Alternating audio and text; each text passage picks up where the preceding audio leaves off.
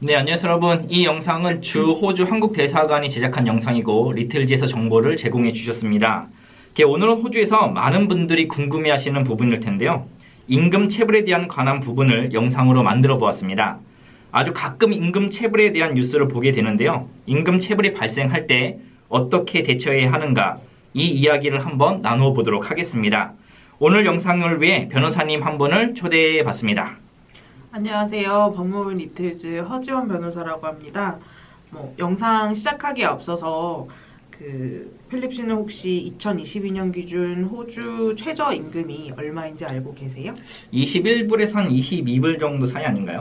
네, 정확히는 21불 38센트 이렇게 책정이 되어 있고요. 이제 최저임금제라고 하는 것은 임금의 최저 수준을 정하고 고용주가 이 수준 이상의 임금을 근로자에게 지급하도록 법으로 강제함으로 근로자를 보호하는 제도라고 볼 수가 있습니다. 간단히 말해서 호주에서 일을 하시게 되시면 최저시급 21불 38불은 무조건 받으셔야 한다는 그런 뜻입니다. 오, 이거 유용한 정보네요. 호주에서 일을 하러 오시는 분들은 이런 점들을 잘 알아두시면 좋을 것 같습니다. 그리고 제가 알기로 호주는 주말 근무라든가 휴일 근무 등의 급여가 또 달라진다고 알고 있어요. 이게 맞나요? 네, 맞습니다. 호주는 정규 시간 외 근무 시 기본 급여의 처음 2시간은 150%에 해당하는 금액을 근로자에게 지불해야 하고요. 그 이후에는 200%에 해당하는 금액을 지불해야 합니다. 또한 이제 토요일에 일을 하시는 경우 150%를 지급을 받으셔야 하고 일요일에는 200%, 그 다음에 공휴일에 일을 하시게 되시면 250%를 지불하게 되어 있습니다. 정말 유용한 정보인 것 같아요. 네. 이런 부분은 호주에 처음 오시는 워홀러 분들이나 유학생분들이 잘 모를 수 있는 정보일 수도 있는데 자세히 알려주셔서 감사합니다. 혹시 이런 부분은 어디서 확인이 가능할까요? 페어워크나 페어워크 옴부스맨이라고 하는 웹사이트에서 확인이 가능하고요. 밑에 댓글에 확인 가능한 링크를 호주 필립님이 달아주실 거니까 그쪽으로 확인을 해보시면 더 좋을 것 같습니다. 네, 제가 달아놓도록 하겠습니다. 네, 그럼 요즘은 거의 그런 일이 없다고 듣기는 했는데, 하지만 혹시 워홀러 분들이 호주에 오셔서 호주 법을 잘 모르잖아요. 그렇죠. 근데 일을 하다가 임금 체불이 발생하면 어떻게 대처를 해야 될까요? 일단은 호주는 임금 체불에 관해서 굉장히 민감하게 대응을 하고 있고요. 이제 노동자들이 불이익을 받지 않게 법을 계속 강화를 하고 있어요. 예를 들어서 2020년 9월 14일에 통과된 이제 Criminal Code and Other Legislation, Wage Theft Amendment Act 2002라는 법이 있는데 이제 이 법에 의하면 의도적으로 임금을 제대로 지급하지 않는 고용주는 급여 절도로 형사상 책임을 지게 되어 있다고 명시가 되어 있어요. 그렇기 때문에 호주에서 고용주는 법적으로 명시된 급여를 제대로 근로자에게 지급을 해야 하는 의무가 있고요. 근로자는 법적 시급을 정확하게 받을 권리를 가지고 있는 것이죠. 정말 중요한 정보인 것 같습니다. 그래서 혹여나 어떤 일들을 통해서 이 임금 체불이 발생을 하게 되는지 제가 실제 뉴스를 하나 가지고 와봤거든요. 네네. 이 기사를 하나 보게 되면은 2016년에 발생한 사건이고 한 스시 업체는 2016년 2월 29일부터 2020년 1월 26일 사이 노동자 무려 163명에게 임금 총액 65만 6천 불 정도를 체불한 혐의를 두고 있다고 합니다. 이들 노동자 대부분은 한국 국적의 학생, 워킹 홀리데이 비자를 소지하고 있었으면서 NSW주에서 14개 매장에서 일을 하고 있었다고 합니다. 임금 체불 피해를 입은 상당수의 직원은 25세 미만의 젊은 노동자로 보통 요리사, 주방 보조 및 고객 대응직으로 일을 했다고 하네요. FWO는 최저임금, 주말 및 공휴일 근무수당 및 연차 수당도 체불되었다며 회사가 고의로 허위 또는 호도되는 기록을 작성, 보관, 사용했다고 보고 있다고 전하고 있습니다. 또한 직원 중 457 비자 소지자 23명은 불법적인 캐시백 계약을 강요받고 이로 인해 어떤 경우에는 2주 임금에서 수백 달러를 다시 회사 측에 돌려줘야 했다는 것이었다고 합니다. 이 기사를 들어보셨는데요. 참 안타까운 기사인 것 같아요. 이렇게 젊은 노동자들, 워홀러들이 왔는데 최저임금도 받지 못하고 이제 불법적인 임금 체불에 시달리고 있는데요.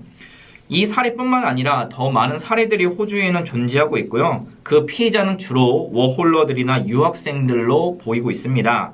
그렇다면 임금체불이 발생했을 때 대처 방안은 어떻게 되는지 조금 더 구체적으로 알아보려고 하는데요. 이 대처 방안에 대해서 많은 분들이 궁금해 하시는데 해결 방안을 잘 모르시더라고요. 네. 우선은 이런 나의 권리나 이런 법적인 부분에 대해서 인지를 하고 계신 게 가장 중요할 것 같고요. 이제 이 부분에 있어서 내가 제대로 된 대우를 받고 있지 않다라고 했을 때는 첫 번째로 그리고 가장 좋은 방법은 고용주와 얘기를 해보는 것인데요. 이제 대화로 해결을 할 수 있으면 가장 좋은 방안이라고 할 수 있겠죠. 이제 그치만 고용주와 대화로 해결이 되지 않는 경우가 있다면 아무래도 그 다음 방법을 찾아보시게 될 건데요. 이제 말씀드렸던 페어워크 옴부스만을 통해서 해결하는 방법이 있습니다. 이곳을 통해서 체불 관계에 관한 구제 신청을 하실 수 있습니다. 여러분들 혹시 이제 Fair Work Ombudsman이라고 들어보셨을 텐데 여기에 구제 신청을 하실 때 반드시 갖추어야 되는 자료들이 있습니다. 그 자료에는 고용자 이름이 들어가야 되고 회사 이름과 주소, 근무 기록, 페이슬립, 개인 일지가 들어가야 되고요. 그 다음에 회사의 ABN 넘버가 필요한데 ABN은 오스트레일리안 비즈니스 넘버라고 해서 이제 인터넷에 찾아보게 되면은 그 회사의 ABN 넘버를 또한 확인해 보실 수가 있습니다. 그 ABN 넘버를 확인할 수 있는 주소도 아래에 따 링크로 달아놓도록 하겠습니다. 혹여나 우편으로 보내고 싶다면 Fair Work Ombudsman GPO Box 9887 그 다음에 여러분들이 사시는 시티를 적으시면 됩니다. 저는 브리즈번에 사니까 브리즈번, 멜번, 시드니를 적으시면 되고 우편으로 보내시면 됩니다. 근데 혹여나 이제 Fair Work나 옴부스맨에 전화 등을 통해서 구제 신청을 하는 부분이 있는데 특히나 호주에 처음 오시는 분들에게는 영어가 참 어려운 부분일 거예요. 그래서 이러한 부분들이 임금체불이 발생했음에도 불구하고 영어가 잘 안 돼서 그냥 포기하고 구제 신청을 안 하시는 분들이 있다고 들었습니다. 특히나 워홀러들이 구제 신청을 받는 게 쉽지 않을 것 같은데요. 네. 지난 영상에서 기혜정 변호사님이 말씀을 드린 바가 있는데요. 통역 서비스를 통해서 언어 소통에 문제가 있으시면 도움을 받으실 수가 있어요. 전화로 131450번으로 연결을 하시면 통역 서비스를 이용하실 수가 있습니다. 통역 서비스 참 좋은 것 같아요. 네. 그래요. 여러분들 Fair Work Ombudsman으로 구제 신청을 하실 때 전화 상담뿐만 아니라 우편이나 지역 사무실로 직접 찾아갈 수도 있다고 하는데요. 오피스가 어디에 위치해 있는지 구글 검색에 Fair Work Ombudsman 하고 도시명을 뒤에 입력하시면 바로 찾으실 수가 있어요. 다시 한번 예를 들어서 Fair Work Ombudsman 브리즈번, 월 시드니, 멜번 이렇게 입력을 하시면 되겠습니다. 오늘 임금 체불에 관해서 알려드렸는데요. 모든 워홀러 또는 유학생 분들이 호주에 오셔서 부당한 대우를 받지 않고 행복한 기억과 추억 등을 쌓고만 가셨으면 하는 바람으로 오늘 참여했습니다. 네, 이렇게 오늘 임금 시급이라든가 임금 체불에 관하여서 개인적으로 질문을 또 많이 받기도 했었거든요. 근데 오늘 이렇게 좋은 정보 공유해 주셔서 너무 감사하고요. 네, 변호사님 너무 바쁘신데 오늘 이렇게 참여해 주시고 좋은 정보 공유해 주셔서 너무나 감사드립니다. 네, 감사합니다. 네, 감사합니다.